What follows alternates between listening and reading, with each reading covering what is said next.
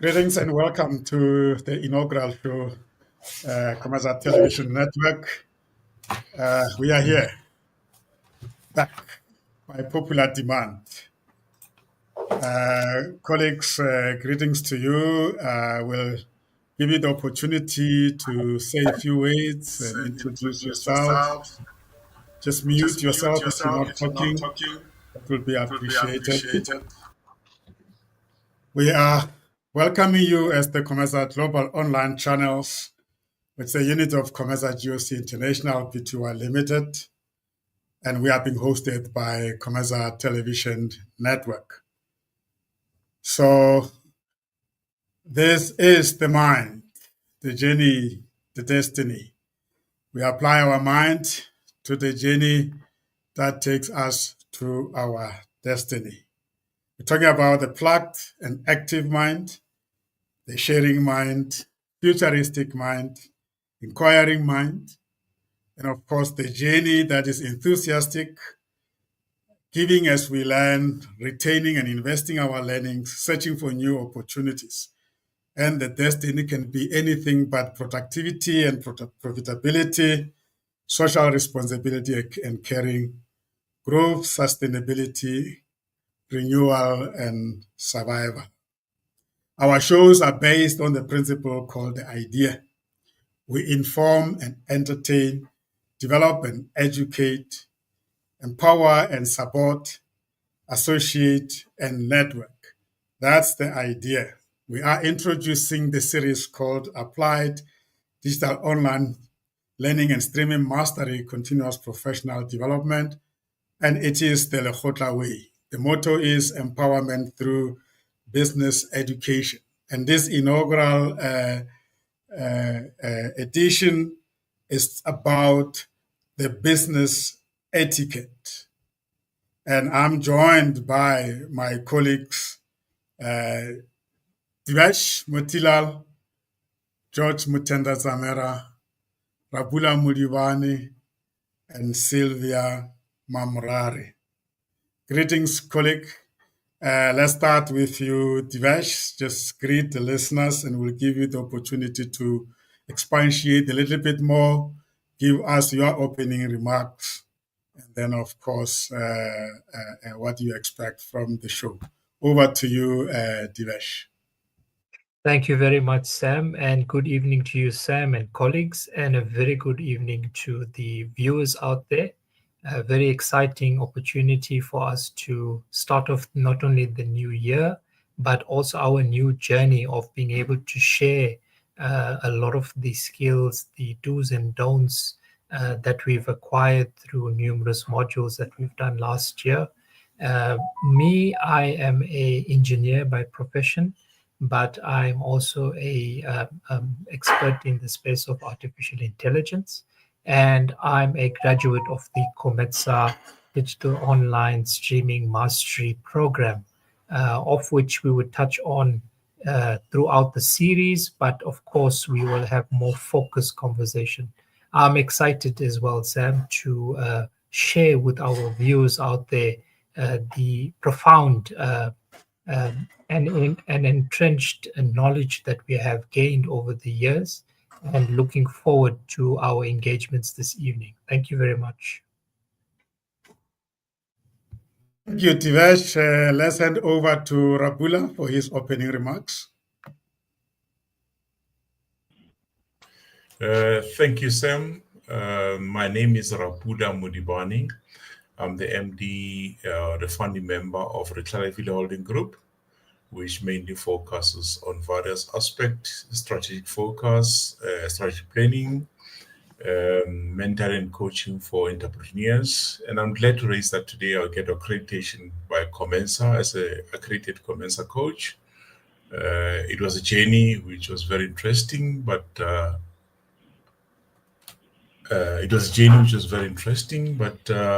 person ended up being very excited about it. For me, when you do something and you realize, no, it's something you do it for fun of it, and subsequent said, no, you are now an accredited coach, you get so excited about it. So it's a journey which we keep on empowering as within the LEKGOTLA Way and also the COMETSA way of empowering others. Will keep on empowering and empowering other person in the future. And about this journey, which is new around the Etiquette Way, especially LEKGOTLA Way, I'm looking forward to share with the audience and the viewers in terms of how do we see this etiquette, how do you see digital space in terms of taking us to the next level. Thank you, guys. Beautiful, beautiful. Thank you so much, Rapula, and welcome to the platform. Been looking forward to have you on this virtual video streaming platform. Let's ask Sylvia to say a few words and tell us what she expects from the show. Yes, good evening. Good evening, colleagues, and good evening to all the listeners. Yes, maybe an opportunity to say Happy New Year to everyone. I haven't spoken to most of the people in this new year, so I'm glad and quite excited, to be back on the stream and to also meet and have a conversation with our viewers again. Yes, I am Sylvia Mamorare. I am the independent consultant at the moment, and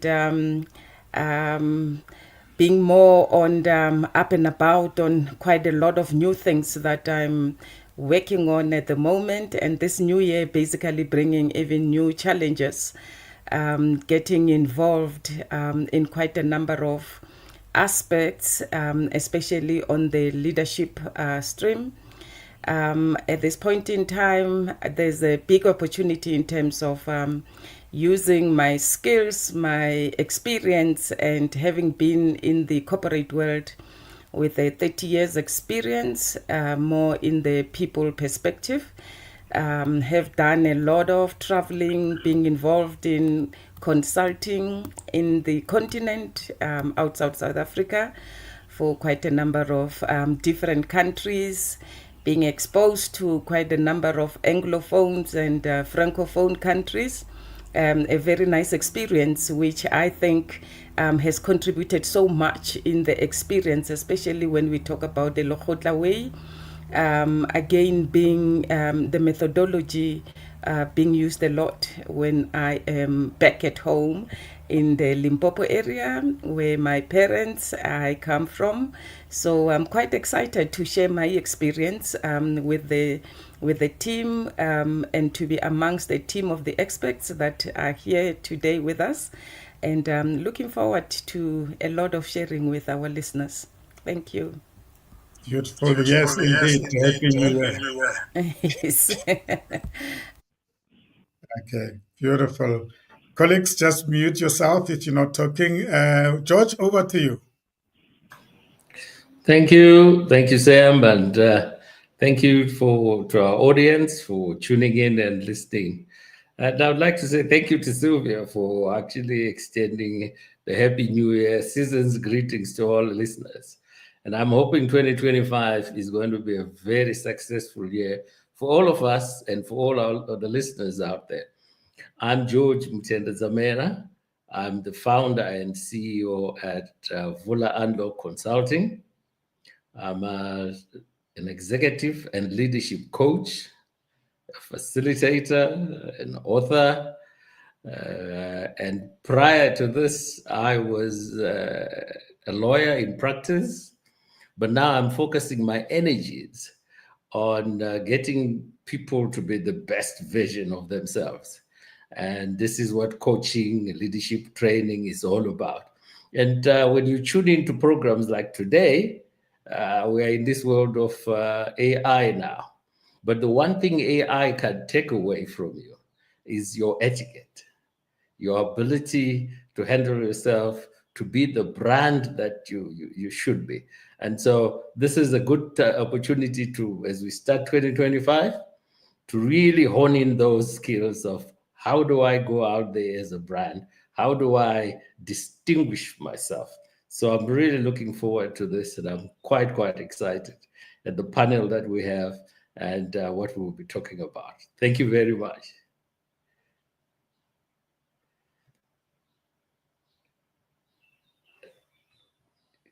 Well, welcome, George, and I look forward to your contribution, as always, to these conversations, the LEKGOTLA Way. Let's give our friend Umpile the opportunity to say a few words and greet our viewers. Over to you, Umpile. Thank you, Dr. Sam, and my colleagues and the listeners.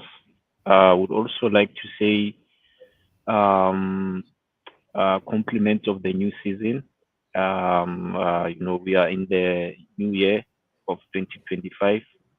I remember last year that George would say, "Do you have plans already for 2025?" So I think now it's an action plan it's all about action to make sure that we achieve those plans that we set before, last year. So my name is Umpile Lepile, and I'm in the field of technology and business intelligence by profession. And I have studied at the University of Johannesburg more on information science or IT, and I've done an MBA. And currently, I'm also studying in France. I'm studying management of technology and information systems. And currently, I'm completing my innovation intern, where I focus more on working with AI, as that George has been talking about. We are living in this new world of AI, and also these distributed ledger technologies, which is more about blockchain and crypto. And just one thing about the invite about the session today, the LEKGOTLA Way. I feel like for me, it's the best way to create a collaborative and knowledge sharing environment. It gives everyone a chance to listen and a chance to speak in an orderly manner.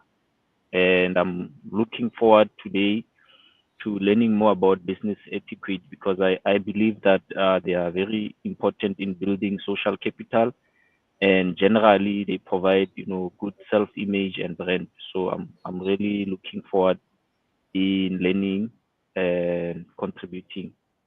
Thank you. Thank you very much, Umpile. We are glad that we have an expert here in the field of AI, and we're looking forward to your inputs. Let's ask Makuluve, who is calling in from his car. I hope you are able to hear us and you can unmute and say a few opening remarks.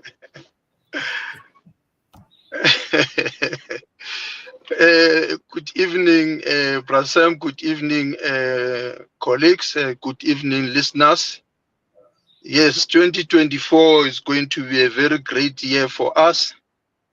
I think this year is going to give us the opportunity to sharpen our saw once again. Yes, I'm Frank Ramutla. I'm a social worker by profession. I also have an MBA degree. I'm one of the unique social workers that with the social work profession, then we had to venture into a business qualification.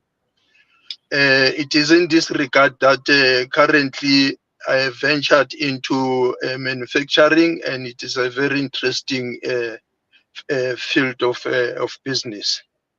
With regard to the theme today, as a social worker, the theme is very, very, very relevant, because I belong to a profession that deals with relationships.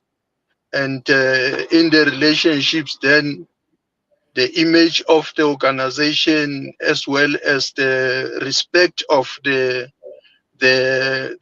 clients that you are dealing with, reigns supreme. It is in this respect that in social work we have code of ethics, and most of the issues of etiquette are embraced in the code of ethics for social workers. Yes, I'm looking forward to the show today. contributing from my car. Yeah, thank you very much. Thank you very much, Ndadera Mutla. I'm very happy that you could join. Let's give a context in terms of the methodology, the LEKGOTLA, that we want to use in unpacking some of the upcoming topics, including today's topic. The African LEKGOTLA methodology. If you have lived somewhere in the continent, especially in the Southern African continent, you must have experienced the concept of the LEKGOTLA, which I always liken it to any other brainstorming methodology. It has got certain principles and certain behaviors that it encourages so that you have meaningful conversations. But let's delve into it, and without belaboring the point, just give people the context of what you think of when you think of LEKGOTLA, or how did you come into contact with it historically and in the modern context, and how do you explain it to somebody that has never experienced it. And I know we're going to talk about it month in, month out. So let's not spend time on explaining it, but just give the context. All what I know is that this is a methodology that is used normally in the villages where people, or the leaders or the kings, call meetings. And there is just this automatic way of complying with the principles of LEKGOTLA, but it's very powerful in my view. Maybe let's start with Rabula, all the way from Maliveng, right? In the Northwest.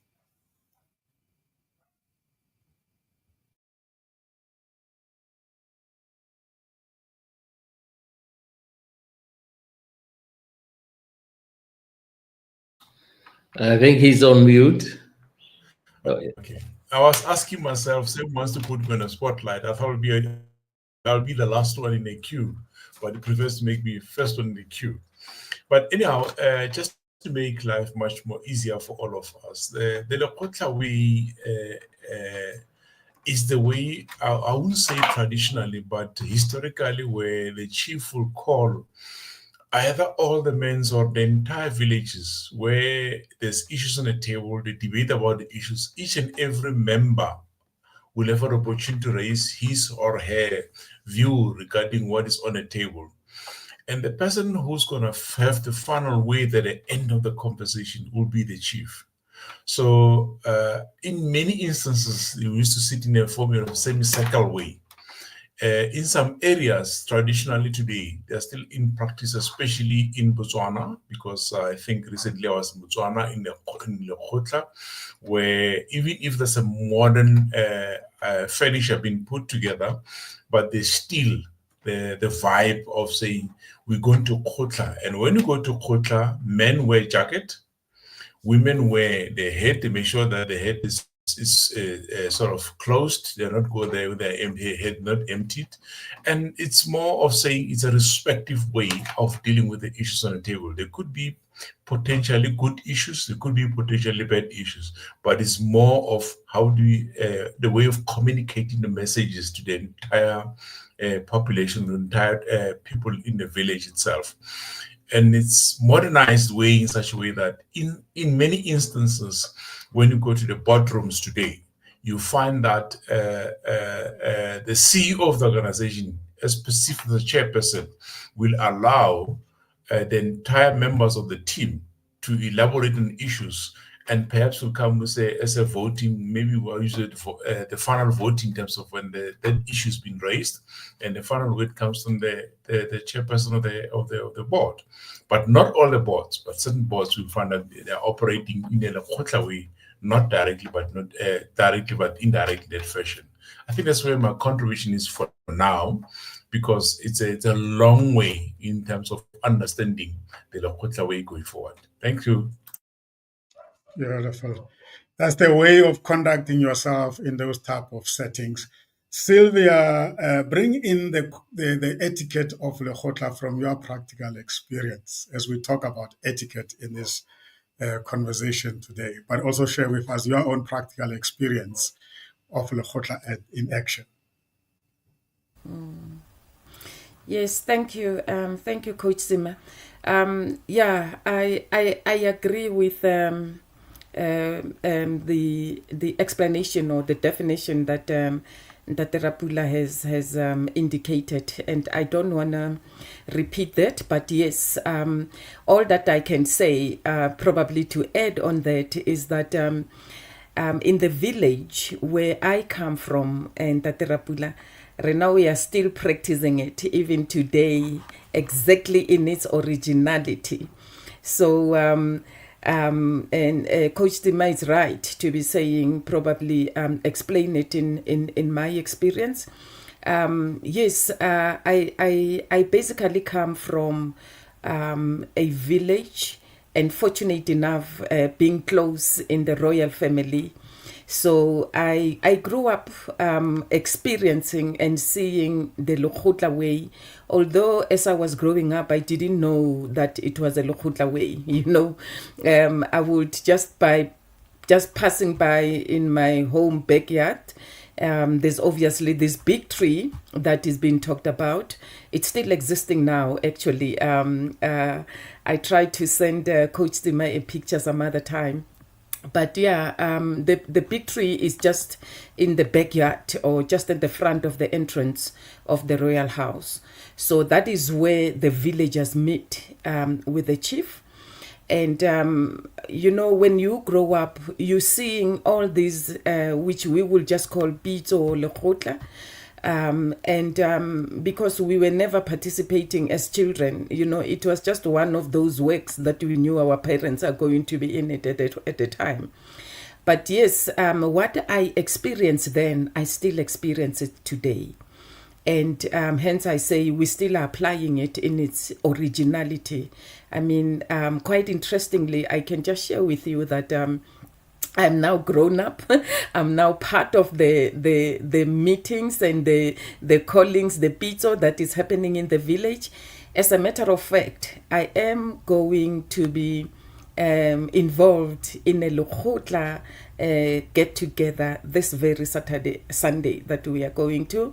And yes, in this particular case, it's a mixture, which now I like it much more, because it's a mixture of a formal meeting of the COGSTA from the government in Limpopo, as well as the villagers in our village.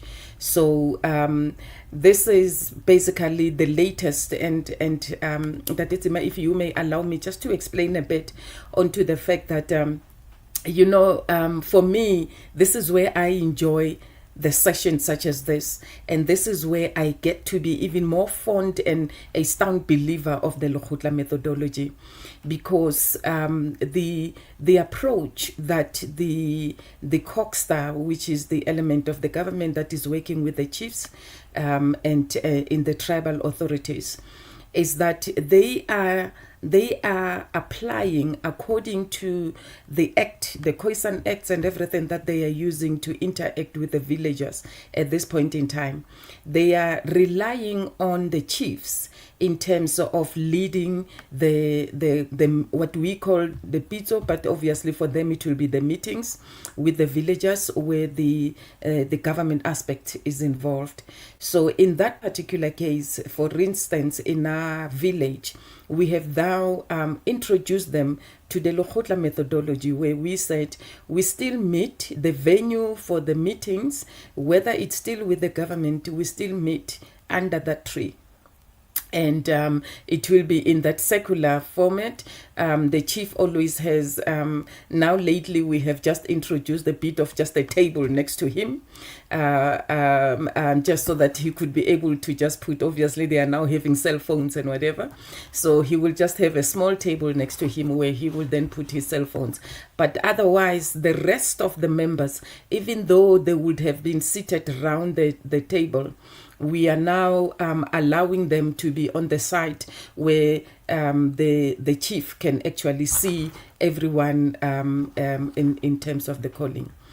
But how we are applying it now is that we are having this weekend, it's one of the formal requirements of the COGSTA that each area must establish what they call a traditional council, which is the liaison committee that will be working with the government side, as well as liaising with the royal and the chief in the village. So we are in the process of appointing those members, which must come from the village or the village members. So it's now a call which the chief is also taking responsibility of. So in this particular case, the boardroom part of the COMETSA, it's now working under the format and the formation of the village and the chief on how he runs it. Now, my excitement of this LEKGOTLA approach is that these are now interlinking so naturally in such a way that the COMETSA or the government point of view, and I just want to call them a government just to make a differentiation between the villagers and that aspect. They are now finding it more reliant on the approach of the LEKGOTLA. They always prefer that the chief be the one that owns the meeting, even though it's them that are bringing whatever news, or like today, it's them that have to come and oversee the elections for the members of the traditional council. So they are honoring the traditional cultural practice. Hold it there. We'll come back to the experience in practical life. Yeah. Great. Thank you so much for bringing that practical example. George, how can we bring etiquette of the LEKGOTLA into the coaching environment? But before you answer that, give us your own perspective in terms of your exposure to LEKGOTLA. Okay, let me start by reading the technical definition from the handbook. I think this will help everyone. It says the methodology for creating environment favorable to active thinking, dialogue, engagement, learning, development, and very importantly, resolving conflicts. That is very loaded, because in that definition, you are walking from resolving conflicts to creating an environment for dialogue, for engagement, and for learning. And how did I get into COMETSA? That this methodology was my very first contact with COMETSA, and something that I'm truly grateful for, because I hoped in having come through a radio program which led to my book, the contents of my book.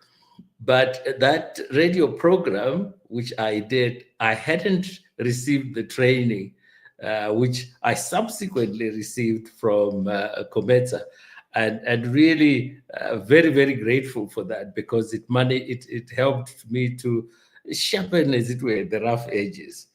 But the methodology is truly, truly important. And how does etiquette come in? So in an environment of learning, in an environment of conflict resolution, in that environment, etiquette becomes very important. The ability to communicate, the ability to listen actively, to be courteous. All those things all come into this methodology.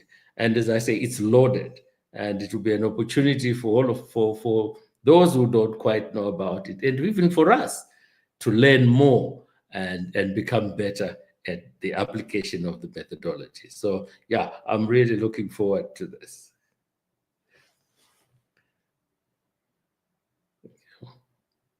Beautiful, beautiful. We need to talk about how can these principles of LEKGOTLA assist us with programs like team coaching.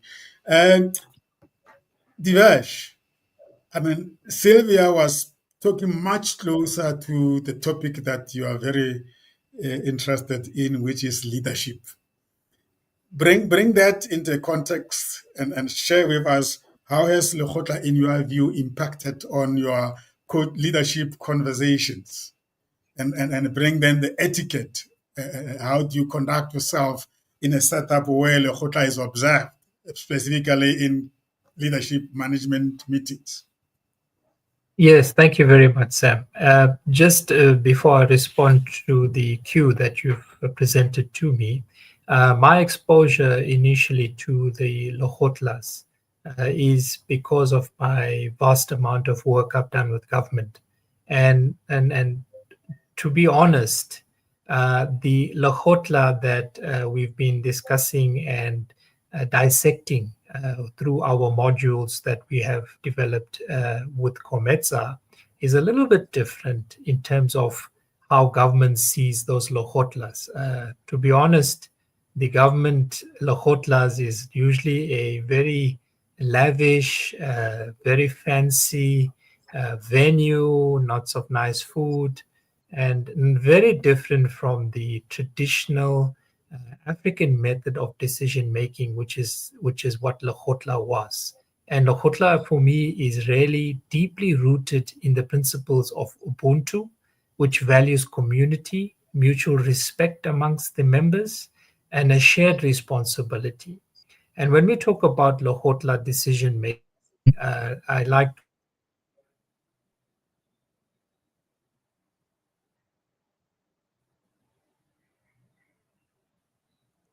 You were hanging there a little bit, Divesh. If you can repeat what Yeah. you've just been saying, please.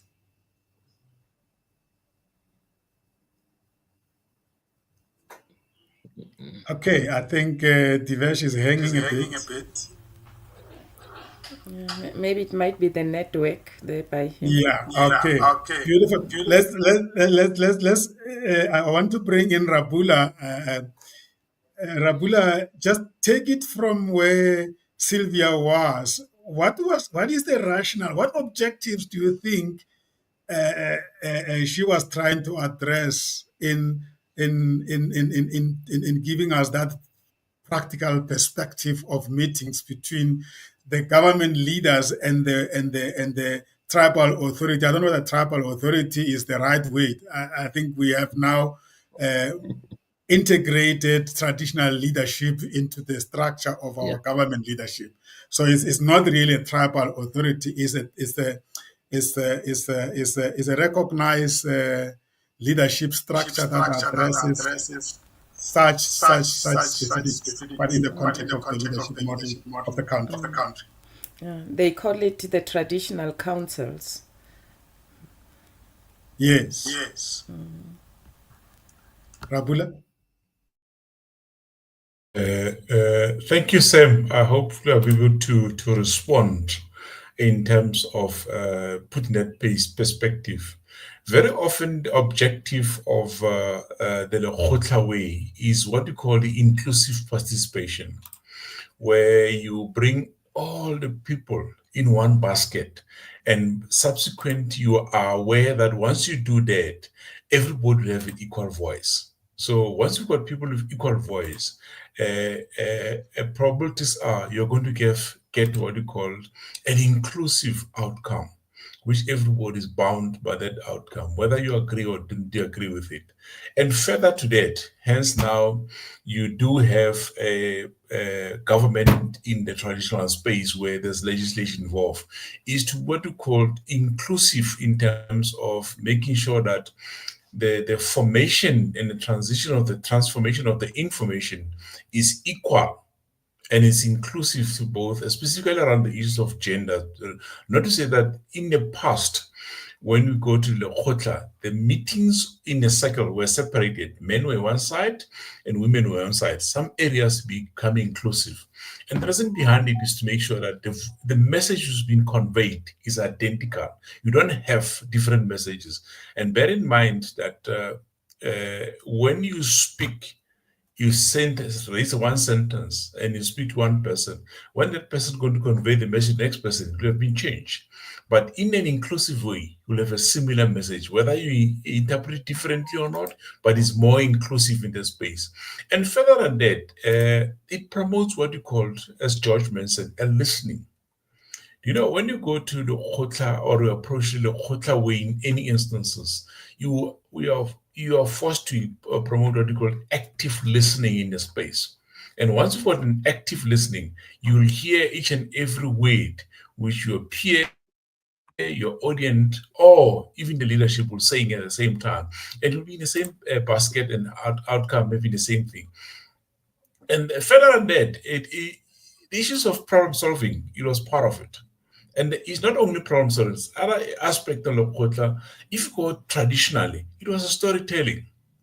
You know, where all the stories were raised, people are talking about the historical things, how things are getting done, were mostly around the semicircle of Lekgotla, where it's not going to be used only for problem solving, for issues which are difficult in a village, but it's also been used for entertainment. It's going to be used for how do we convey the story in making sure that we entertain our ears and entertain our brains in the space. Hence, the Lekgotla Way becomes most prominent way of communicating. Bear in mind, traditionally when this started, we didn't have cell phones, we didn't have telephones, but we have one person who can send through all these villages or all these houses, which were mostly scattered. We've got Lekgotla on this day, they come through. Whether it's something which is in pipeline, was discussed before, or is something which is new. The key element is nobody says no. We go to Lekgotla, all of us. I think this basically some of perspective. We're going to learn more about the Lekgotla Way, and it's most interesting because when you think of it and you take that and put in a team building, you saw the flow of it becomes very interesting.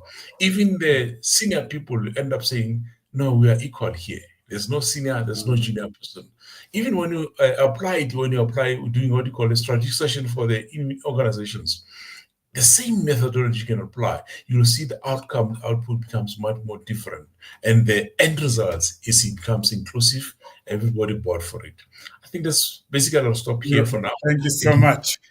That's gives the context, and I want to reconnect Divesh. Divesh, you were giving us some interesting perspective and experience of how actually the Lekgotla of the government and the Lekgotla, as we're discussing, to a certain extent, differ. And I guess you were reflecting on in terms of the look of a government Lekgotla as a meeting, and the look of a traditional Lekgotla in a traditional setting. And Sylvia has shared something with us very exciting, which is actually an overlap or integration, which I think is a topic on its own. And I'm going to ask Sylvia to take it further once you finish giving us your reflection in terms of how the Lekgotla business etiquette, if I may call it that way, becomes so helpful in a complex, dynamic leadership setting that we find ourselves in South Africa. And of course, I'll ask Umpile afterwards from his own experience to reflect based on what we've just said. Let's start with you, Divesh. I know you got cut when we were still busy. Yeah, yes. Thank you very much, Sam. I don't know what happened, and then I got kicked out completely out of the studio. But what I was saying earlier is that I'm used to Lekgotla from a government work perspective, and it's often seen as a meeting and illustrious, lots of nice food, nice venue. There's no traditional, we meet under the tree, as Sylvia had mentioned. And of course, I was just saying that Lekgotla is an actual traditional African method of decision making, looking at the principles of Ubuntu, which is about values of the community, mutual respect, shared responsibility. And if we look at how, like George was mentioning, the textbook definition, Lekgotla for me is about how to reach that those items that's mentioned in the definition. And I also picked up that Rapula also touched on the points that I wanted to raise, that Lekgotla decision making is about, one, inclusivity, consensus in terms of the decisions being made, not necessarily about majority rules, which is more the application in the government environment. Doesn't matter if 40% of the people disagree in the government environment. In that Lekgotla, that the majority will rule. But in the traditional sense, it's about finding consensus. And even if people don't agree, you must at least live with the decision. So you will not get the leader, the decision maker, the final decision maker, just going with the vote. It will have to be a consensus, and within that consensus, you got, again, respect for participants, and it's about facilitation. The respected leader, or in the traditional sense, it used to be an elder, guides the discussion so that it remains productive and respectful amongst all of the participants. If we talk about links from Lekgotla to modern meeting, like you would expect in a professional environment, which should be participants within the government Lekgotla, again, you've got exclusivity. Modern meetings can benefit from ensuring that participants have an opportunity to speak and also contribute, not just show up, so that they can, again, enjoy the fruits that usually come with the government Lekgotlas. Again, there's about consensus building. I think South Africa in particular, especially if you've got the amalgamation of parties trying to get together to run municipalities, to run government, there's a lot of consensus building, which we really need still, because even though you've got different parties working together, they're often still working against each other. So they need to work on that.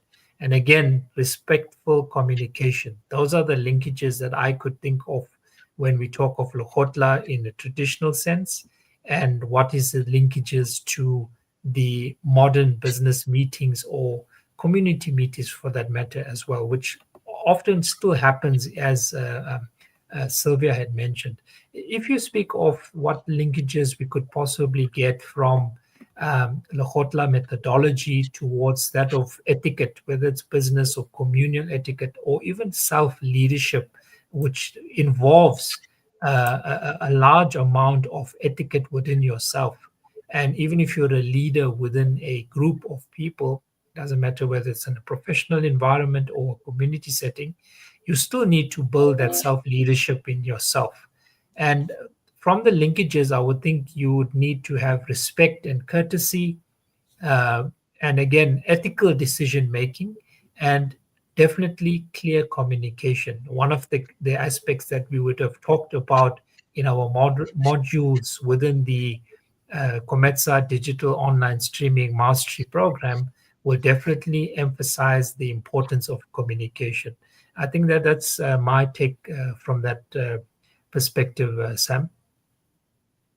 Lovely. You and Sylvia have raised some interesting opportunities here. Number one, Lekgotla can be very powerful in making parties that are going into coalition to actually learn to reach consensus, because it's now, once you have been elected and you are now about to rule or to lead or manage, it's no longer about contesting for the votes, about making the functions become real. So that's a good opportunity. I want us to reflect at that, and I want George to look at that from the perspective of a coach, how we can capitalize on that and put together some proposal of team coaching using the Lekgotla methodology. Now, Sylvia mentioned something that I love so much, where she actually practically experiencing the synergy between the government leadership from the COMETSA department and the traditional council, which is now a recognized structure in the new leadership model of South Africa.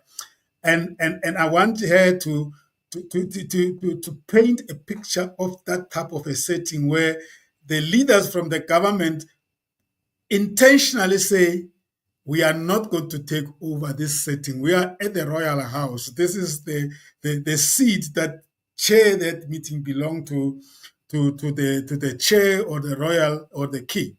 But they are going to edify the king by supporting the process. George, as a coach, I want you to listen very attentively, because this is something that you can't teach theoretically. You have to capacitate a leader to be able to learn to find himself behaving in a way that is productive in a meeting between government leaders and the traditional council.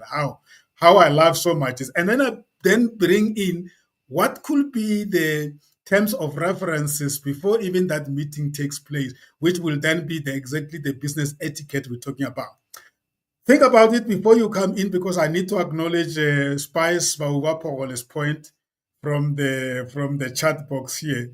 He's saying that there is a point that the seating arrangement must be observed, normally a circular, so that participants can face one another, respect one another, listening and give each other a chance. So if the government leadership is going to adopt the LEKGOTLA methodology, they need to address this issue of sitting. There can't be a big chair right in front we are equal, right? And that is challenging the etiquette of leadership in the modern way. And then he also emphasized that the ultimate of the LEKGOTLA is a consensus. You know, the etiquette or the values is you've got to be keeping in mind that it's not about winner take all. It's about all of us being winners, that consensus aspect of it. And then he says that the participants reach the decision and the leader rubber stamp the decision. I don't know whether rubber stamping is the right thing, because he's suggesting that the leader was not participating in the deliberations, because in a LEKGOTLA, silence is a very serious participation. I think Bauva is meant to say ratify it, not rubber stamping it, right? Sylvia, come in there and tell me if what I've highlighted as opportunities presented by your two examples, you and Rapula and Divesh. Sorry, I took more long, but I wanted to create really an awareness of the opportunity that presents itself, where the two kinds of government structures meet, and they must function using the law. Sylvia? Thank you. Yes, I think Divesh did mention a very important point, when he mentioned that with the government, sometimes it's like it could be called LEKGOTLA, but it's not really the methodology of the LEKGOTLA, in terms of what is happening. I think in most cases in the government concept, they are using the name, that's why you will even find when you go to their buildings, they have the boardrooms that are named LEKGOTLA room or LEKGOTLA whatever, so it's more of the name that they use, but in most cases, they're not really applying much of that methodology. But it's true, there are areas where the manager will make a deliberate intention, if he is to have a meeting with his team, that today this is how we're going to do it, because we've got a different topic, or we've got a different project or a new concept that we have to deal with. And there consciously, you can then see the application of the real methodology of LEKGOTLA. But yes, coming back to the issue of the etiquette and the alignment with the government perspective, I see a lot of the intertwined process that is trying to accommodate each other, but accommodating each other in the positive way, because the issue of the etiquette, for instance, remember, as you have truly explained it so, Coach Zima, that initially men were separated, and they wouldn't, or I think it was Rapula who said it, that the women would not necessarily be in that particular environment. So now, things are starting to be accommodative. There's a recognition of women now, and even in the structures of the very traditional council, it's now calling for a certain percentage of women to be there. So that on its own, it immediately calls to the fact that women will now be in that same environment, in that secular setting where initially they were not used to be. But here's now a very important etiquette that I have learned now recently in this very environment. The recognition of women in the Lekgotla, in the sitting environment at the village, is that Rapula mentioned earlier on that men have to wear a jacket. They've got to be a bit respective in terms of the jacket. Same with the women. When they get there, you've got to have a headgear on my head now. They basically need to be having that. And obviously something on the shoulders, a shawl or whatever. But the other etiquette part of it, which is very, to me, very... I don't know, because I just experienced this recently when women were seriously participating, is that there's a natural rule that when men speak at the Lekgotla, as soon as they stick or you are given an opportunity to talk, you stand up and you talk. But now the new etiquette is that when it's a woman who's got the opportunity for the stick to talk, you're not supposed to stand up. A woman must talk sitting down, and that to me, I have seen it as a new etiquette, which is obviously not really, again, seeing men and women in that same level or the same rules, if one have to say so. But I still want to go and find out more. But I remember when I was there participating, when I tried to stand up, my cousin sister said to me, "No, sit down. You can't stand up." But you see, we come from the notion of understanding that in a business environment, when you stand up, you kind of have an authority over the people that are seated, so you can basically see them at a certain view that actually gives you more of that authority. But for women to actually then sit, I also see it as a way of maybe that respect, in the fact of you can just be relaxed and be comfortable and actually sit, maybe because we stand long in the kitchen or something, I don't know. But it's one of a new learned etiquette that I have seen in terms of the intertwining of the process. The other part of the environment that I think might also need to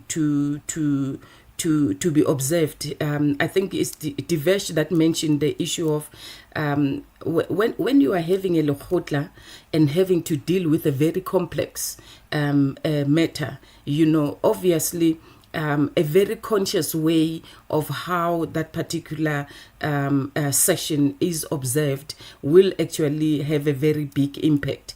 Because if you are really trying to come up with consensus, and the concept that you are bringing, you obviously know that it will have two sides or it will have the different ways. The practical example right now, which I am going to experience this very weekend, is that we are going to have a Lekgotla, a call of the villagers with the government people, and the intent of the purpose of the meeting is to actually elect the other members of the traditional council. So it's a different concept. We never really voted because the Lekgotla is more in terms of reaching a consensus at the end of the day. So it's a complex or a new concept. Please report back. I'm actually looking forward to actually just share it, and I will definitely share with you in terms of how we're doing it in that round where you have to vote. And the rules from COMETSA is basically saying that the voting is it's not a secret ballot. People have to raise their hands, which I think will will make it slightly different. But yes, I'm looking forward to actually come in and see that. But I think I just wanted to add on what you have said, Coach Tima, and Divesh, in terms of the fact that the definition that George brought in earlier is very important, and with the issue of the etiquette, because when you are in the process where it encourages the active thinking and basically the ability to communicate. The rules that are natural, as I say, I'm seeing the rule that I've mentioned of an example of the women involvement as coming in the form of a natural way, because it's a way of saying we are respecting your the women. You do have something that is upon yourselves, which is actually giving you a better of that. And I think that on its own, it allows the women just the confidence to be able to communicate, because yes, it could be in a dialogue, or it could be them having a very important point which they could be raising in there, and that encourage the active thinking, that the way that George has defined exactly in terms of what Lekgotla is. So for me, it's more that the methodology and the latest developments, as I mentioned earlier on, that they're starting to put a little table for the king. Just it's something that has never been there before. But you can already see the embracing and the putting together of the alignment of the two boardroom situation and in there. And the table is never big; it doesn't fit many people. It's only the chief that or actually can have it, or probably the other person who might be doing the issue to write. And that table doesn't stick on one person. If it is someone who's the writer or taking the notes, the table will be shifted to them. The chief won't be having it all the time. It will be just there as the issue of just starting the meeting, and it will also just circulate. So I'm seeing those etiquettes. Again, you can see a boardroom has a table. We never used to have a table in the Lekgotla, but there's the introduction of it and those etiquettes coming through. Beautiful. George and Rabula, how can coaching benefit from the Lekgotla principle? And Rabula, how can mentoring benefit from the Lekgotla principle in terms of now it being used as a learning methodology? Let's start with you, John. Yeah, so as a lawyer, I love definitions, and I'm going to borrow a definition from the Henley Business School of what team coaching is, because some of our listeners would not understand what team coaching is. So I'm going to read what Henley Business School says.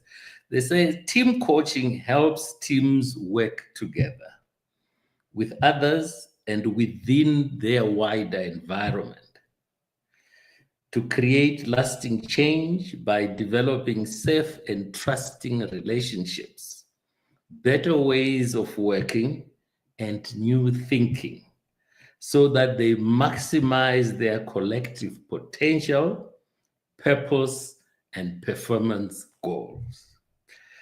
Now, if you remember what the handbook definition, which I will repeat for purposes of clarity, which says the LEKGOTLA African methodology for creating environment favorable to active thinking, dialogue, engagement, learning, development, and resolving of conflicts. So in team coaching, you had that we were trying to create lasting relationships, building trust, developing teams to maximize their potential.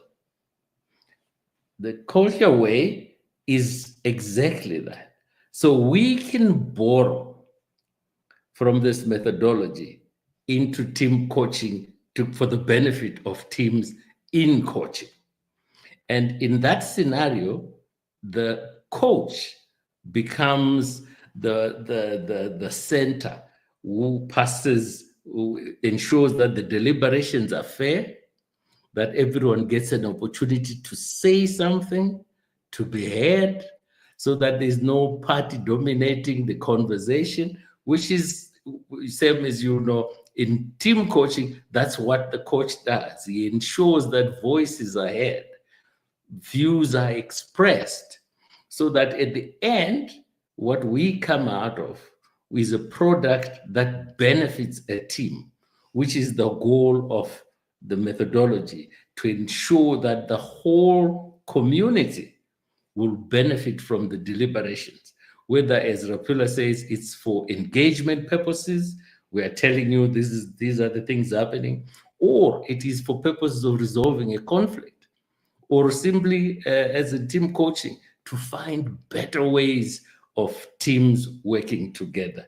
So the synergy, the connection between the two is really amazing, and it's something that I would encourage any team coach to go through the course, read it and understand what it says, and then pick aspects of it which you can use in your coaching process. Just that I don't lose the thought, Divesh, just make a note of the point the George that raised before Rapula comes in, and that is because there was a realization there that in the setting of what the government has promoted as LEKGOTLA, which is basically a meeting, not necessarily a methodology, there is, from a leadership perspective, we need to start advancing this understanding that there's one word LEKGOTLA meaning two things. In one aspect, LEKGOTLA means a meeting, and it doesn't matter how you conduct that meeting. It's people coming together. But what we are talking about here is a methodology, that gets followed in either a LEKGOTLA meeting, a learning environment, a coaching environment, conflict resolution environment, you name it. And that is what we believe, what that group that Sylvia is trying to work with, from a traditional council point of view, can actually offer the government leadership to say, you know LEKGOTLA as a meeting, we know LEKGOTLA as a methodology. And therefore, we might not be maybe at your level of sophistication, but come and see it at its best happening. And then let's borrow from what Spice is saying. The environment, the setting needs to be enabling, not intimidating, not dominating. He even goes further and say the climate must be positive and conducive for creative participation. I'll hold it there, and I want Divesh to come back after Rapula has now followed on George's input to say, how about mentoring? When you're mentoring a group of people, can you see yourself aligning these principles of LEKGOTLA to help you run a very effective group mentorship program or a team mentorship program? Or have you ever already seen it? Maybe in Buyanala, probably you visited some of the settings and you saw the opportunity. Over to you. Do you know, Sam, what you said is very interesting, because in doing a team mentoring, you act in the LEKGOTLA way. It offers various benefits. One, it draws the principle of inclusivity, collective wisdom, respect, collaborative problem solving, and central to our traditional way of gathering. So one would say, for example, you look in terms of promoting collaborative learning, share expertise, members learn from one another, you transfer skills, perspective of leverage. And because it comes from a group, it makes life much more easier in terms of enhancing the mentoring of the team. So it's more holistic solution. And the LEKGOTLA method fosters discussion that considers diverse viewpoints, leading to well-rounded and effective problem solving. So those are more sort of, when you put these strengths together and shares experience together, it makes much more easier to enhance what is the purpose of the teams to be mentored? Or what are the issues you derive from that team in terms of when you start mentoring that team? So it's more inclusive. The further portion of it, you strengthen the team cohesion. So in a team, Sam is good in speaking, Rabula is speaking writing. So in that cohesion, you become with a very powerful team, and they do things much more better, much more easier. And they formulate the bond amongst them. If you look at the rugby guys, I don't know whether it's a bond or it's a tradition. When they play rugby, and even when they sing our national anthem, they're so compact together to make sure that we're going to fight for this emblem. I think that's where the mentoring, the LEKGOTLA Way, helps to make sure you become cohesive. You become part and parcel of that shared experience, shared bond, cohesive sort of inclusive decision. So it's not to say that your decision, your input is not, it's more inclusive. And it's also what it does. It enhances the leadership development within the entire team, because you start realizing that as a leader, you don't have to know everything. As a leader, once you've got this collective mentors around you or mentees around you, you start learning from them. You start being part and parcel of that cohesion. You grow and you go further in that space. That's what it brings to yourself.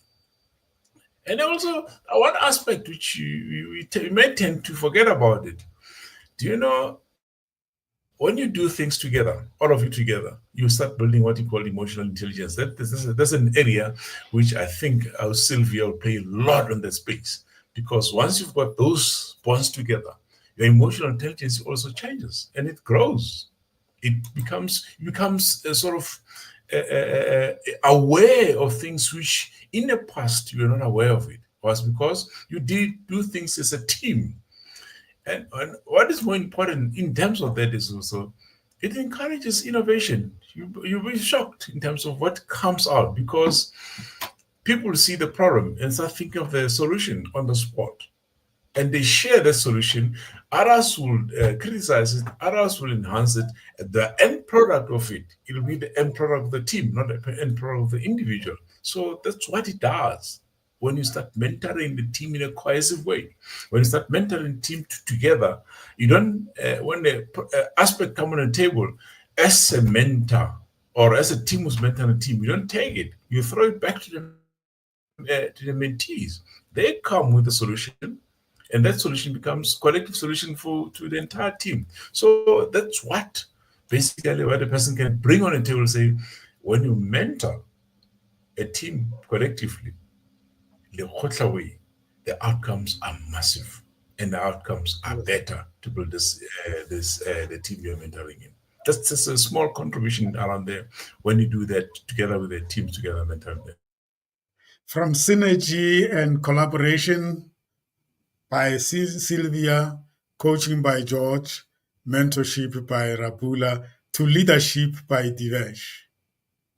How can managers and leaders capitalize on this methodology? Yes, Sam. Just before we talk to leadership, when we speak of government as well, as much as we've said that it's not necessarily the proper way of LEKGOTLA enablement when we talk government, the intentions are there. And until we get the right leadership, the way we embark on the LEKGOTLA methodology will not be as correct as it needs to be, and the values that we could get out of it will not be realized. So leadership is of the utmost importance. As much as we talk of government and non-governmental organization, one of the aspects that we overlook from a LEKGOTLA methodology viewpoint is that everybody is part of a community. And LEKGOTLA is really focused on developing the community to the best that it can be. One of the aspects, though, that LEKGOTLA is deployed in terms of integrating the principles of LEKGOTLA into the political systems, in wanting to make it more inclusive, transparent, effective.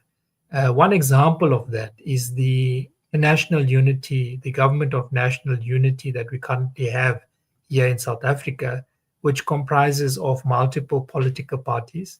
And the methodology of Lekgotla is being used to premise this GNU, where the different political parties can address national challenges collaboratively and want to promote cooperation and compromise amongst that diverse political entity. So that intention is very good and definitely in the line of Lekgotla methodology.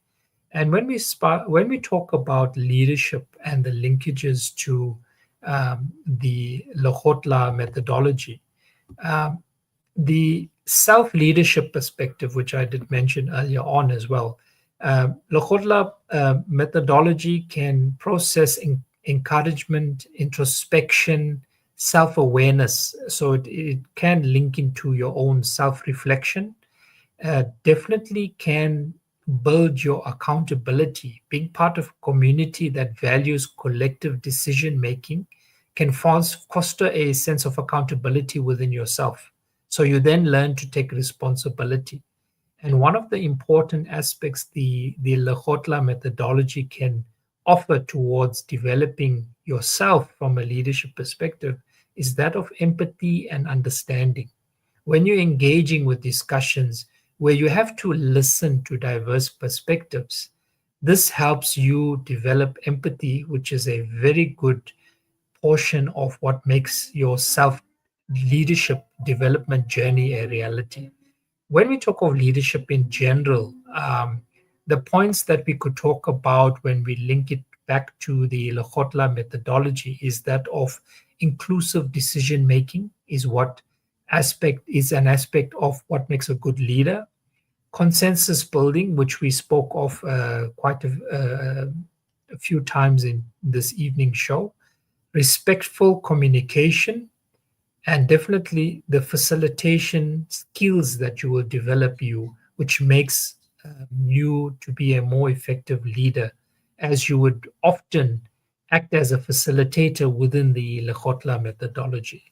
And definitely, if you integrate these Lekgotla principles, leaders can develop to become more inclusive, respectful, and definitely have a more effective leadership style, Sam.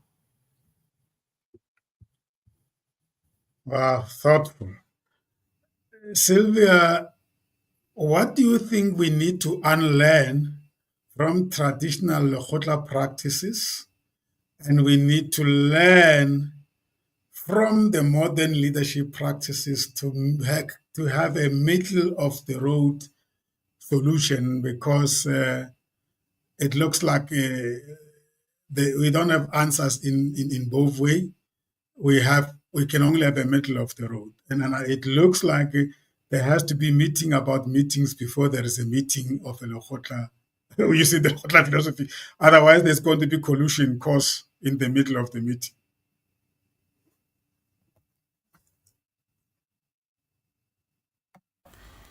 Yes, that's true, and I think the observation there has to be very you have to be very deliberate. And I just want, maybe just before I could go into the coach, Divesh mentioned something very important when he said that, the intention is there in terms of the government to actually put that into practice, and maybe the type of the leader and the issue of the GNU. And it just came to me in one of the leadership style, Divesh, I just wanted to mention that, this deliberate and intentional leadership style, probably it's one thing that could also be brought in there as part of the advice on how you are able to achieve that inclusiveness, decision making, and all in terms of that. They have to really have that deliberate thing of just saying, we are going to have this meeting, or we're going to have this coming together, and we're going to apply it in this particular way, because the intention is there, and I think they will get it actually right.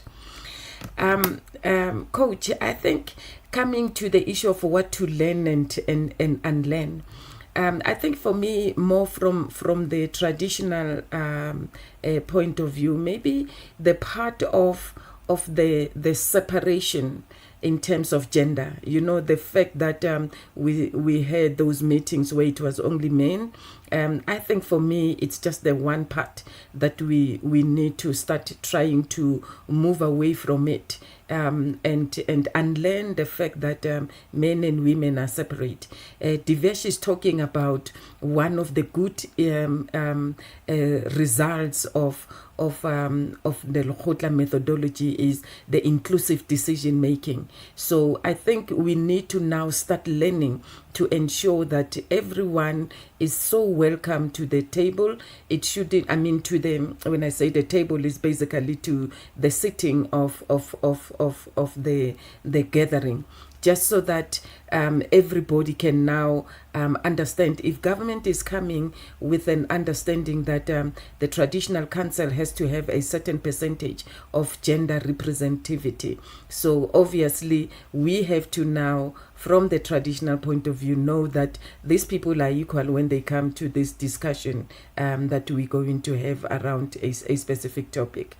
And I think, as you mentioned earlier, I think Spice said it quite well when he said, you need to ensure that the environment is welcoming, it's non-threatening, so that the women who might be specifically new in having to be in there have to feel very welcomed and have to feel that they are given that respect and the encouragement that we believe that you can meaningfully contribute into the decision that, or the inputs that are required onto the table.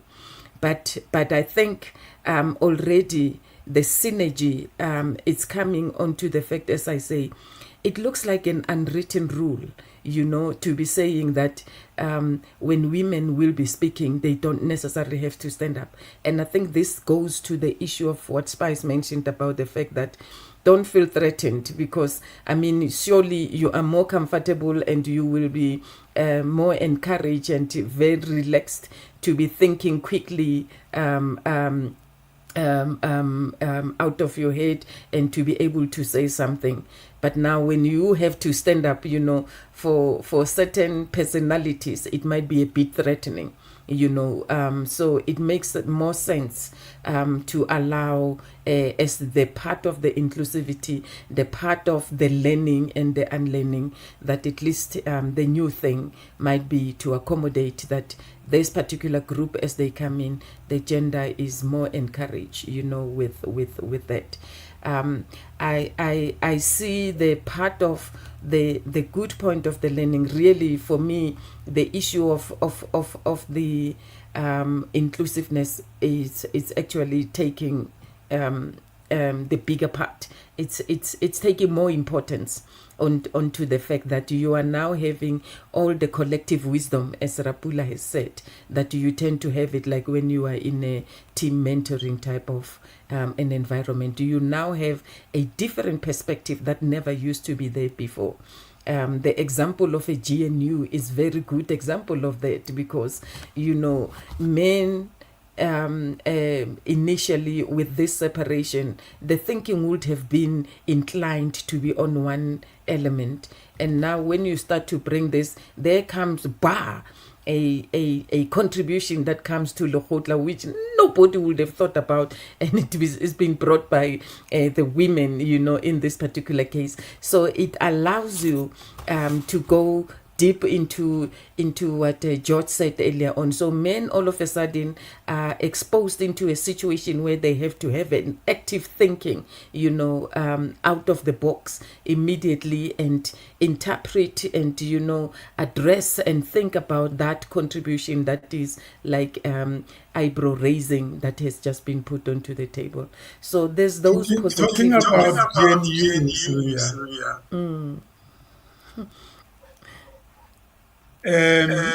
What about culture? Yes. On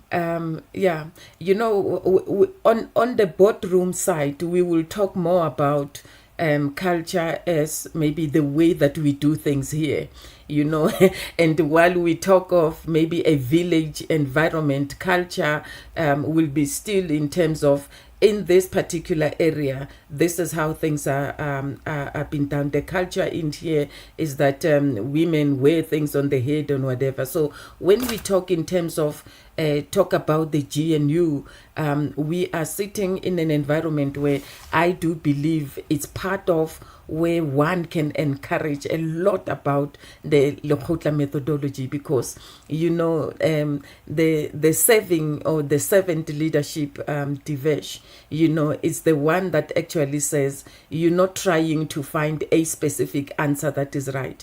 You're trying to find the collective of many of the different aspects that would have been put onto the table, how you try to take those together and come up with one that will be inclusive of every little part of the culture from each and every area. What is it that is being compromised, or what is it that we can bring, that we can do with, that we can do without to achieve a specific goal that is being put onto that table? So I think the Lekgotla methodology allows a room to grow more into those more areas that are now presenting themselves, in the reality of where we are with the era that we live in now. George, Sylvia is assuming, if you don't mind, Sylvia is assuming that everybody in the GNU will accept the proposal to adopt Lekgotla methodology. I'm saying that they might just say, you know what, Sylvia, go back to Limpopo with your Lekgotla, not here.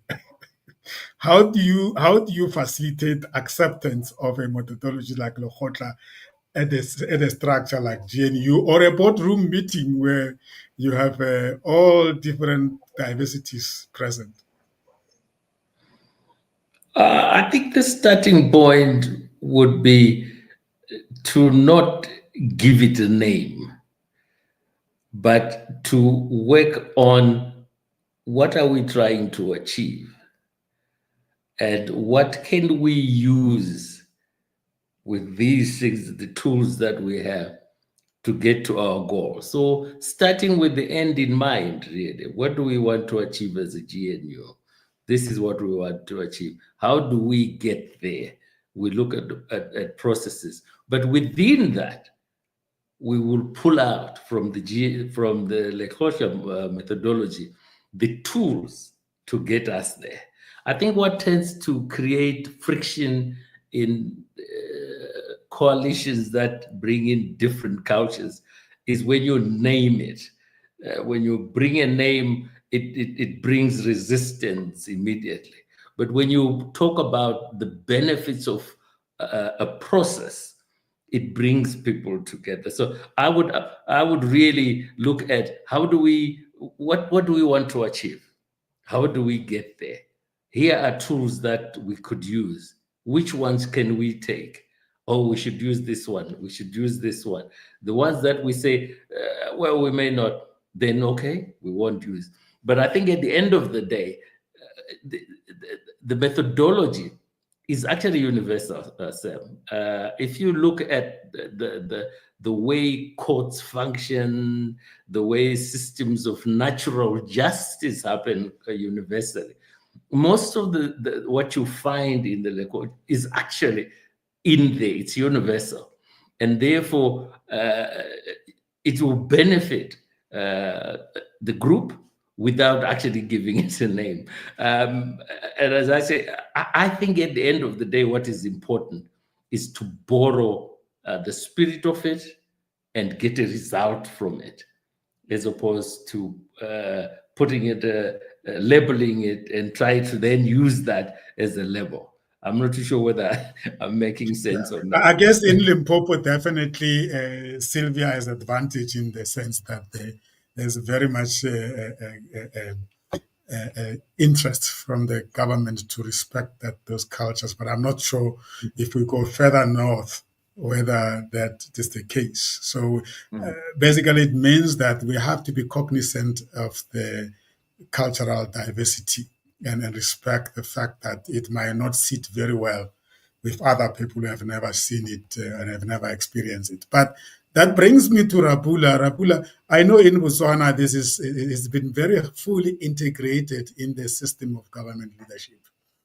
Lekgotla in Botswana, as they call it, is big. It's not even debated about. It's been embraced.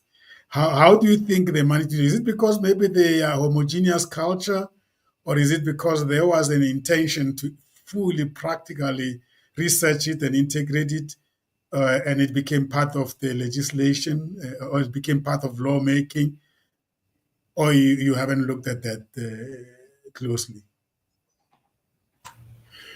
I wouldn't say I haven't looked at it closely, because one of the things which I personally had at the back of my mind was to go and observe for a longer period, not during the spare period, for a longer period. How does the core, how can I put it? The corporations, I use the word. But before I go there, something triggered my mind when George was speaking about borrowing the things. If you look at the setup at United Nations, it's in a circular format. If you look at a setup in a government, in a parliament, it's a circular format. Was that not borrowed from the LEKGOTLA Way? So those are the things which just triggered at the back of my mind, is that we can speak of LEKGOTLA Way as something which is happening in rural areas, but at a very international stage, it's actually indirectly or directly being practiced, because they're all sitting in a circular format. And the person who is actually, I would say, facilitating the entire process either sits looking everybody in front, where they have the circle standing or ending up.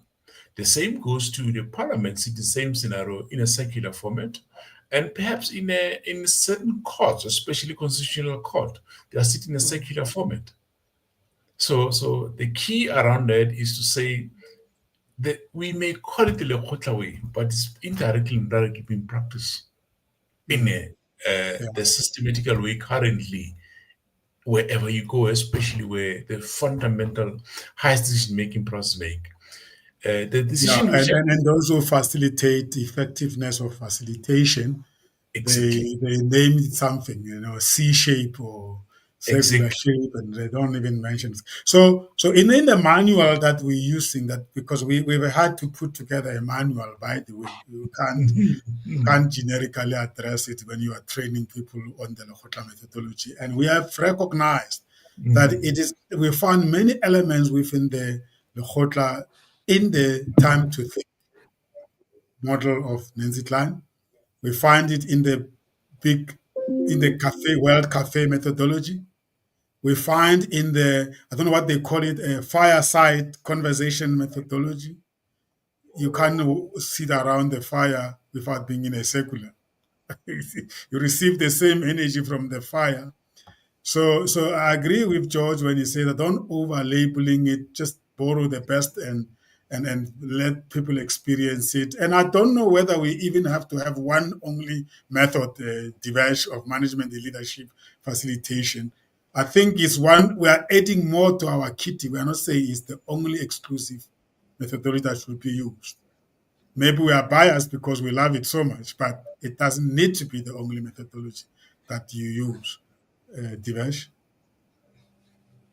Indeed, Sam, it's a tool in the arsenal, and your most appropriate tool will depend on the situation that you're facing. Like you said, we could be in the GNU or in a boardroom meeting where people are not affir with the LEKGOTLA methodology, and they're not really interested in wanting to hear it, because unfortunately, we do get settings where if you would give an African methodology, most people will shy away from it. But like you said, there's lots of westernized methodologies which gets adopted because of the sense that Western is necessarily better. But that being said, Sam, I do also agree that you don't necessarily need to put a name or title to the method that we're using or the tool that we're using, as long as we keep to the fundamentals of what that tool, what that methodology encompasses. As much as we won't use the naming, I would profess to say use the naming so that those who don't understand what that methodology is about will learn and then be able to then understand that this method that was used is the LEKGOTLA methodology. As much as we say there's benefit from shying away from labeling something, sometimes there's value in labeling things so that others can learn from that specific lesson and put a name to what the lesson was about. And that being said, Sam, we've discussed a lot about the government structures and leadership, and also from an ethical perspective, the benefits of LEKGOTLA. But one of the major challenges I do see in not only South Africa, but in many parts of the world, which could actually benefit from the teachings of LEKGOTLA itself, which comes, as we've mentioned, from tradition, from history, from culture. But unfortunately, our youth that we are dealing with are a little bit disassociated with culture, disassociated with historical as well as traditional teachings. And that is an area which I think LEKGOTLA could add a lot of benefit to the youth, as much as our leadership seems to be those who should actually sometimes be retired by now and playing with grandkids. The majority of the population, not only in South Africa, but in Africa, is actually youth. And some of the benefits which I think of which LEKGOTLA could bring to the youth is that it can firstly give them a sense of belonging. Our youth seems to be lost. Definitely develop leadership skills amongst the youth, development of empathy and understanding, and of course, help them with regards to problem solving. As we say, LEKGOTLA is about inclusivity. A lot of the decision making that's being done in the management and running of the country, the municipalities, government structures, even at a community level that I've seen, especially in Johannesburg, in Pretoria, Gauteng at large, it does not include the youth. So already we say we're having a LEKGOTLA, but you don't have the youth there and you're making decisions about the youth. So I just wanted to bring that point to the table, Sam, that there's a lot of value proposition for the youth, and in particular having them included in our decision-making principles, and not necessarily say we're having a LEKGOTLA, but then you're not really including all those relevant, important stakeholders. Thank you, Sam. And that challenge is the traditional practice, Sylvia. When we say there's a LEKGOTLA, we definitely exclude the young people. So please think about that and tell us, how do we now, having included women now, how do we include the youth? But before you do that, I want to also to ask you, Sylvia. I know you are writing a piece around LEKGOTLA. Do you think there will be a benefit from encouraging research into LEKGOTLA so that it make it acceptable? Because sometimes you are asked by people, why have you not researched this and tell us whether really it will work or not? I don't know what you call it in academic language, empirical research or whatever. I don't know. There's some questions that people always ask. Where have you really tested this? And that gives you confidence that it will work. So maybe if you can reflect on that. And I don't know whether you're writing an academic paper or you are writing a practical paper. Yeah, no, that's a good question. Yeah, obviously, all that I'm writing is just a practical, sharing the practical examples on what have worked. But I think in answering your question, the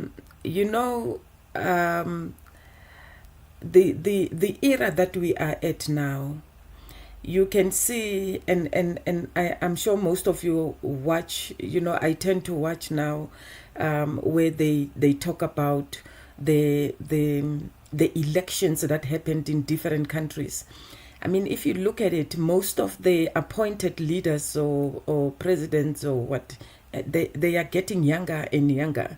You look at their ages and you look at the robust and ideas that are coming with that are non-apologetic. When you think of how they are putting things, I am seeing a notion where there is now starting to be more of the concept that says we need African solutions.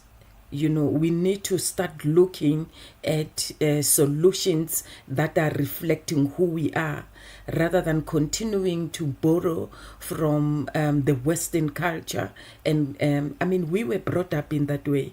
But if you look at what the young leaders are starting to purport in terms of how they're going to lead their countries, you listen more to the Burkina Faso type of a president.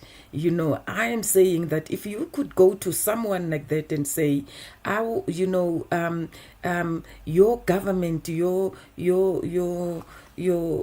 General Assembly, when it's sitting, Rapula has already said, they are more like already in the secular format, and he say, instill an African way of dealing with these issues. Yes, you can research it further. And I think for me, it will be more acceptable, because there is now more on the drive of, we now want to get our roots and we want to be who we are. We want to be the Africans and we want African solutions. And something like LEKGOTLA, which is more a very, very, very traditional, it will get more of an acceptance. And that's my view, and I think, yes, researching it more will actually work, both for me academically and also in other way, because we have now younger generation that is now getting more to the universities. They're studying more. They want to know more of their cultures, which they were deprived in terms of having to learn about it, maybe because some of us as parents, we also tend to lose it or to forget it. But I think both researching it more academically and also, an empirical study, it will actually assist in terms of that. I think more acceptance. I think in that research, you will also be looking at similar methodologies as indicated. Exactly. Yeah. Let me bring Brother Frans Ramutla's inputs. He has been having connection difficulties, but I can see he's in the background. If I can bring him into the studio. Brother Ramutla, you've made some interesting observations from your point of view here. He's saying that the LEKGOTLA methodology is usually practiced at the churches, where the head of the ministry takes the role similar to that of the chief.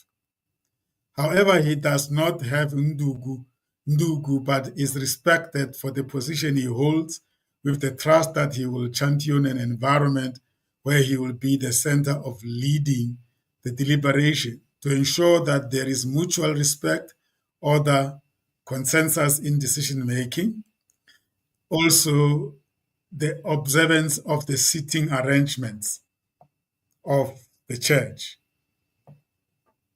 Interesting perspective there. I don't know whether Ndadera Muta wants to add anything to that point. And then he goes on to say, okay, let me read the remaining part of your contribution, Ndadera Muta. You're saying that the LEKGOTLA methodology and business etiquette discussed tonight embraces the following 7 principles of social work: acceptance of individual communication, self-determination, confidentiality, acceptance, individualization, communication, self-determination, confidentiality, non-judgmental attitude, control, emotional involvement. And then you go on to say that the LEKGOTLA methodology and business, I think I've read that, sorry about that. You say that the LEKGOTLA methodology, I think it will be repeating it. Any reflection there, or any additional expatiation on that Ramut? Yes, as I was listening to my co-hosts, I was ticking the box in terms of the 7 principles of social work. And as I also indicated on my other communication there, the Lekgotla methodology I've observed in different churches. In my church in particular, we have sessions where we are going to Lekgotla, where we are calling all the branches to come and give them feedback about the update on how the church is run as received from the headquarters. And that Lekgotla is done in such a way that it has got a formal program, but the head of the ministry is the one that is heading that Lekgotla. And it is very formal. No one is talking without that. And the sitting arrangement, as Sylvia has said, women are sitting this side and males are sitting that side. So yeah, the Lekgotla methodology is very much prevalent in the religious sector as well. Have we been underestimating this indigenous African expertise, if I may? I don't know if that's the right terminology to use. And yet using it, but just not recognizing how powerful it is. Is this then an awakening from this conversation, colleagues? Now, from my side, it is a very big awakening because I've been having attended the different Lekgotlas. I've been observing that this is a treasure that must be cultivated amongst our African communities. Wow, that's. It looks like we have a great opportunities to become more observant and even bring it out into the surface. But I'm very interested in also bringing other methodologies and see similarities because I mean, if you take the whole concept of brainstorming, the etiquette that we have touched on are almost expected. But anyway, looking at time, maybe we should actually try to sum up what we have actually generated from this conversation and also share with us or do some checkout as you reflect. Rabula, you have been quiet for a while. Sorry about that. I didn't forget about you, but I was really following some of the leads from the colleagues here. This is the Lekgotla, by the way. I need to include you. But please, if you can just reflect on this modern elements of business etiquette as you check out and map it with what we have generated from our experience of Lekgotla. The understanding of the concept of etiquette, because we didn't really want to bore people with the English concept of etiquette. We wanted to take it from something, and now let's talk about, when we talk about etiquette, what are we talking about, and how important is etiquette to business, and is networking something that we can actually look at and observe certain etiquette. I don't want to go to the telephone etiquette, eating out etiquette. I mean, those are westernized things that they are important, but I think for me have undervalued the importance of etiquette. Etiquette is more than just observing those common ones. There's one that we have to bring in, and that is technology etiquette. Because I mean, that has changed our world. Maybe instead of telephone etiquette, we can talk about what must we observe in engaging with technology when we actually do our business. And then a little bit of international etiquette. And then that's part of your closing remarks and checking out. Tell us what was confirmed for you, some aha moments that might have gained the new insights and takeaways, and new practice and behaviors. Maybe let's start with Natera Mutla, because he spoke less of all of us this evening. I hope he was listening more. Over to you, Natera Mutla. Unmute yourself.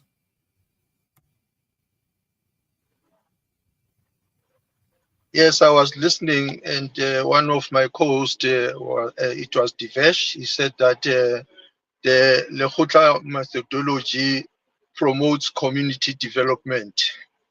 And I've noted in my village, if you are a man, you have to belong to, they call it Bakhalash.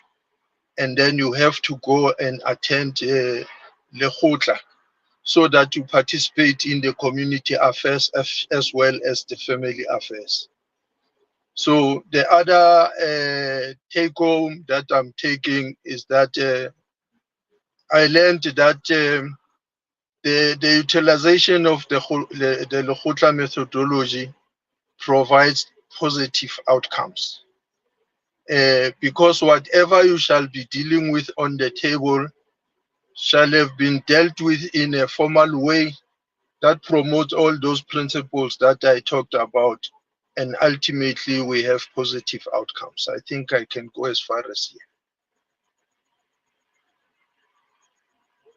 Thank you so much, Natera Mutla. George? Right. Yeah. For me, really, Sam, it's to say the methodology has been tried and tested over, I don't know, years and years, decades, hundreds of years, because it's been used and it's worked. Like in coaching, you have many models. So you're coaching, you'll have your grow models, your Oscar models, etc. And when a coach is in session and looking at helping his client, he's not saying, oh, now I'm going to use the Oscar to get you to succeed. He is looking at what is the outcome that my client wants? What does he want to achieve?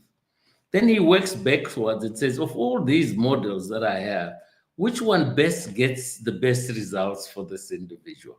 And so in the background, he knows he's using Oscar, but the client did not know he's using Oscar. The client wants to achieve a goal.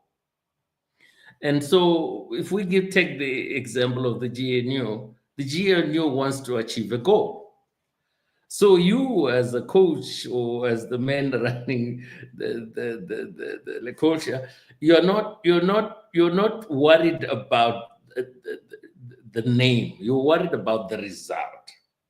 And so I think what we want to do is to get the methodology out there as widely as possible, much in the same way as your grow models, as your whatever models they come. And it becomes part of the tools that are available to those leaders and communities that want to resolve issues, that want to engage, that want to do better. And so I think that what we should be doing, or I think we should be doing, is really to make a lot of song and dance about what is this thing? What does it do for you? And leave it out there for individuals and teams and groups to pick up and use, because it's a very valuable tool, much the same way as your other models that are there. And it's just that it hasn't been given the exposure.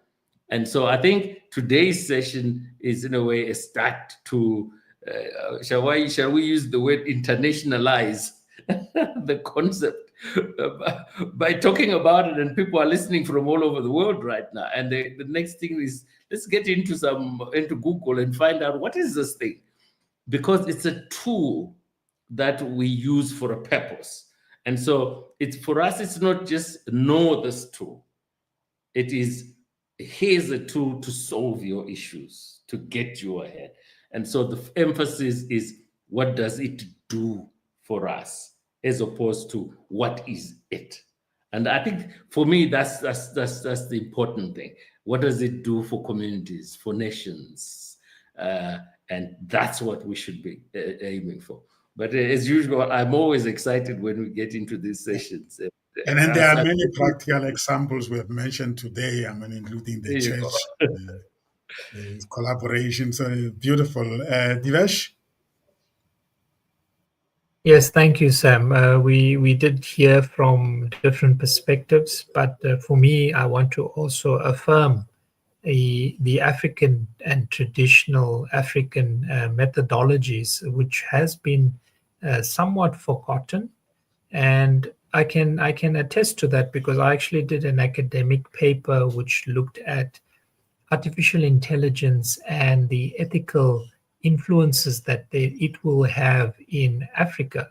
And one of the areas of focus from my paper was that methodologies like LEKGOTLA looks at decision making from a community level, from a collective basis, whereas most of the AI frameworks looks at a Western perspective, which capitalism in itself is derived from a Western perspective of decision making is done by an individual, and each individual is operating on its own.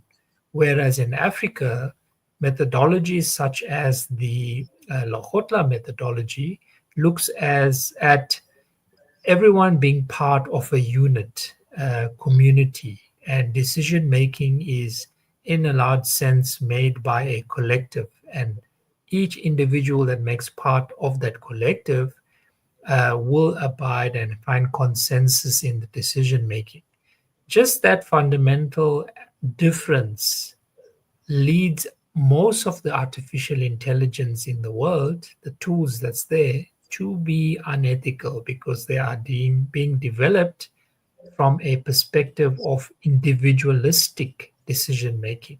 So what the rest of the world can definitely learn from methodologies such as LEKGOTLA methodology is that of collective decision making and people being part of a unit, whether it's a family, whether it's a community, it's definitely a group. So that's definitely an area where LEKGOTLA can benefit not only community level, but on a global scale, Western systems and teachings. That is why I'd like to give affirmation to the name of LEKGOTLA so people can really understand where it comes from and what it's about. With regards to my closing remark, I'd rather go with a call to action. Embrace the wisdom of LEKGOTLA, where ancient traditions meet modern inclusivity, fostering unity, respect, and collective progress in our fast-paced world. Thank you, Sam. Beautiful, beautiful. I'm with you there. We have a lot to offer the world in terms of methodology like the one we have. Perhaps maybe, Sylvia, that's why we've been looked at as the best country when it comes to conflict resolution. Maybe we might not have openly told them that we have this kind of tools like LEKGOTLA. Ubuntu is one philosophy. All those things are built inside us. So as you check out Sylvia, please tell us, what are you taking away from today's conversation for your upcoming LEKGOTLA that is between the traditional council and the government leadership from COCTA? And what are you going to be observing that you'll feed back into our next month's show? Because from now onwards, we are not going to be talking at this deep level, but we're going to be applying it as we handle topics by topics.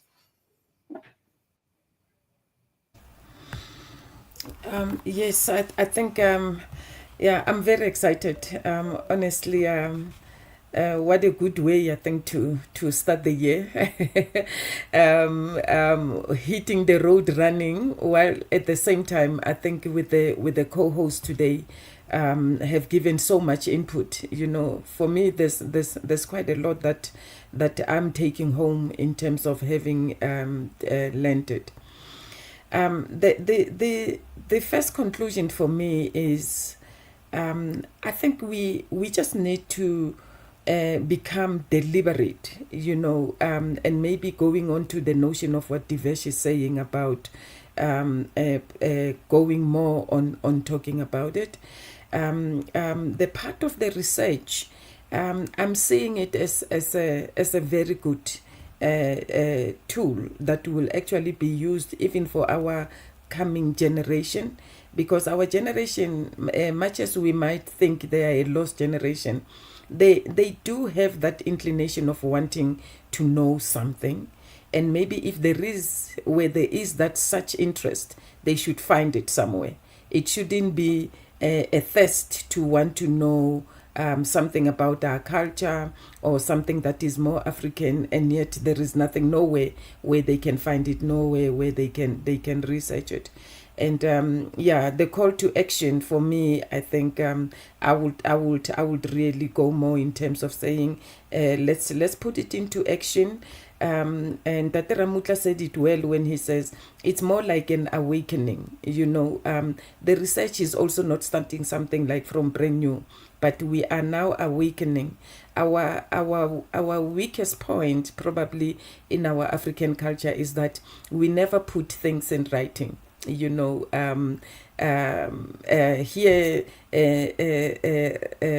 Rapula said it quite well, to be saying it's already long internationalized, if we have to say it, because those sitting in the governments and all those other stuff, the Western have put it, and because they have now probably given it a name to say a boardroom has to be U-shaped, or when you are sitting it has to be in a circular. But in essence, that was Lekgotla, and they took it from our concept. But because we never got to put it in writing first, it's now as if we are borrowing from that particular concept.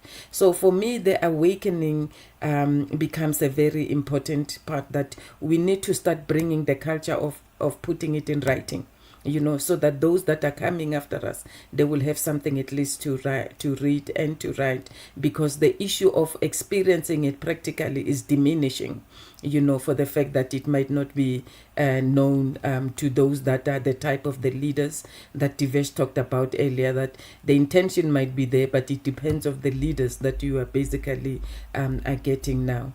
So yes, there is a notion of Africa for African solutions. Taking it into the continent, I am seeing a lot of embracing on this concept that we want to put in there. And for me, I have learned today, honestly, I liked the concept as has been said, those definitions that are emphasizing in terms of there is a lot to benefit in applying the LEKGOTLA Way. I am looking forward to dealing with a complex or a new situation, and I will share that experience with it. I like it onto the fact that the discussion today is making me to be so much conscious on Sunday when we are in the meeting. I will be looking at the points that were mentioned today and seeing them in practice. So thank you for that. Thank you so much. We can't wait to hear from you how it went. Rapula?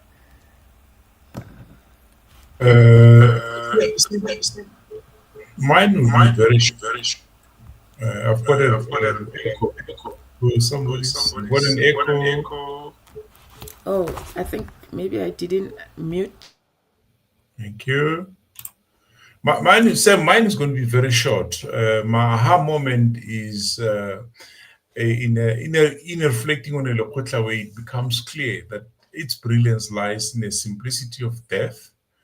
The realization strike like a bolt of clarity. LEKGOTLA Way is not just a method of decision making; it's a philosophy of living, leading, and thriving in harmony. My aha moment emerges when you understand the principle of inclusivity, patience, respect, and collaboration are not even limited to traditional setting. They are a timeless tool to solve modern challenges, leadership, education, and community building. That's my closing remark. Beautiful. Thank you so much, Rapula. Umpile, thanks for being back. Are you able to quickly share with us what have you been hearing in the background? I know you haven't been always in the front line. Is he able to hear us? Okay, it doesn't look like Umpile can hear us. Thank you, colleagues. We almost there. Oh yeah, you are. Umpile, what have you taken away from the session? I know you haven't been able to be always permanently with us here, but you are back. Yeah. Yeah. Thank you, Tadesem. I'll also be short and I apologize. I think the times are different because now it's that side is different. So what I've picked up today was more on, I agree also with Divesh in terms of, how the Western has utilized their own way of doing things in terms of also comparing it with the Lekgotla way of doing things. For me, I see it like as Ubuntu way of trying to, it's more like if you, maybe communist and socialist type of maybe also approach in a way of trying to make sure that you include everyone in the final decision that is made. So that is something that I've actually picked up from the discussion. And that obviously with the revolving world, I think with technology, there is some form of research that is actually needed. I do agree with Sylvia in terms of that, to ensure that the Lekgotla way of doing things, as things change, we can also try to digitalize it in a way that it still echoes the same way as, it's an African type of way to make decisions and inclusive decision for everyone on the table. So for me, that's what I picked up, and I'm excited for the next session. I think I would be more prepared for the next session. Thank you. Thank you so much, Umpile. Thanks, colleagues. We've almost reached the end of our inaugural session. As I indicated, that today we had to spend a lot of time on the Lekgotla methodology. In the next sessions, month in, month out, we are going to be more conscious in applying the Lekgotla than talking about it to the topics that we are going to be addressing. And these are the topics that are related to personal and professional development from a business perspective. For those who are joining for the first time, so don't worry, we will become more focused in handling the topics, but in the background we'll be using the Lekgotla as a methodology, and you will be observing it every now and then. We'll be a little bit interjecting to tell you that was actually the Lekgotla concept that was used there. That's how we are going to actually internationalize the Lekgotla methodology. And of course, nothing stops us from bringing other methodologies and even be explicit about it. That here I'm using the fireside methodology, which is anyway Lekgotla in a different way. Thank you so much, colleagues. So I was joined by George Mutenda Zamera, Sylvia Mamorari, Rapula Mulivane, Divesh Mutilal, Umpile Pile, and Franz Makulove Ramuta. The show was brought to you by COMETSA Global Online Channels. The platform in particular, our video streaming platform, is COMETSA Television Network. And we are streaming on LinkedIn, Facebook, YouTube, and X. So you can go and listen to the replays. We are still interested in your chat, in your feedback. This is a journey. It has started. It's never going to stop.